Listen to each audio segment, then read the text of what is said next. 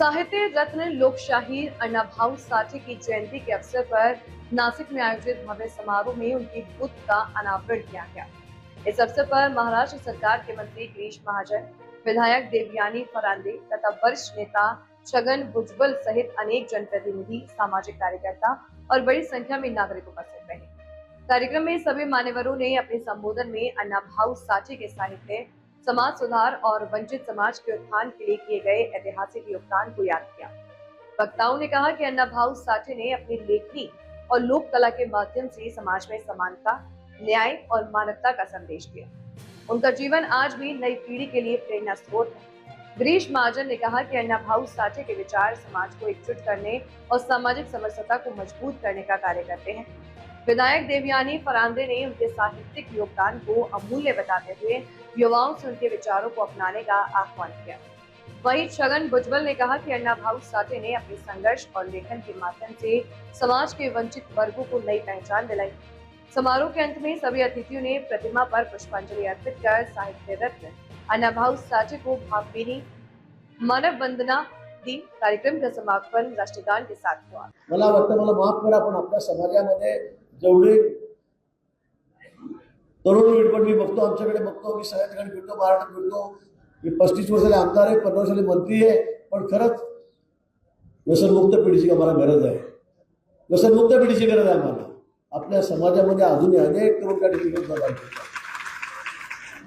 महिलांचा आवाज जास्त घटकाचं ते भोगावं लागतंय। कामावर जायचं, संध्याकाळ आली, देशी दारू, कुठे हातभट्टी, काय करतोय आपण, कुठे त्या गोळ्या, हे कशासाठी आहे?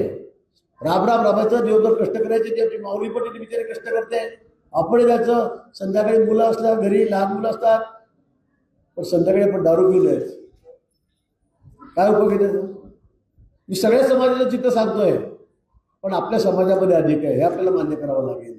आणि म्हणून मला असं वाटतं की यातून आपण मुक्त कधी येऊ। गावाबाहेरची माणसं अजूनही शहरात का येत नाही? का त्यांना गावाबाहेरच वस्ती करावी लागते? कधी आपण विचार केला? ह्या सगळ्यांवर एकच उपाय, तो आहे शिक्षण। जे बाबासाहेबांनी सुद्धा सांगितलं, शिक्षण घ्या, संघटित व्हा आणि संघर्ष करा।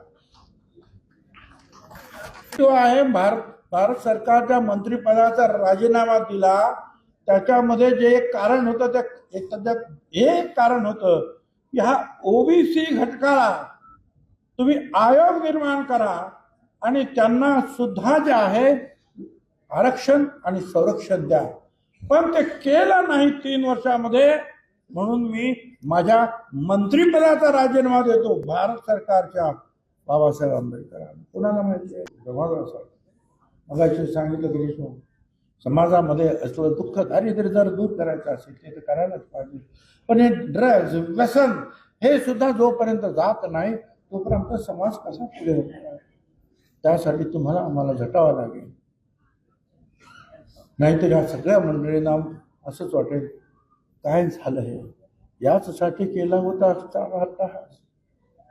हे सगळं आम्ही तयार केलं, उभं केलं, एक रस्ता तुम्हाला दाखवला, त्या रस्त्याने आपण जर गेलो तरच खऱ्या अर्थानं हे पुतळे उभे करतो आणि त्यांना वंदन करतो, आदरांजली अर्पण करतो, असं होईल नाही। पेक्षा जे आहे सगळं व्यर्थ जाईल। म्हणून सगळ्यांनीच या रस्त्यावर जाण्यासाठी आपण उभं राहिलं पाहिजे।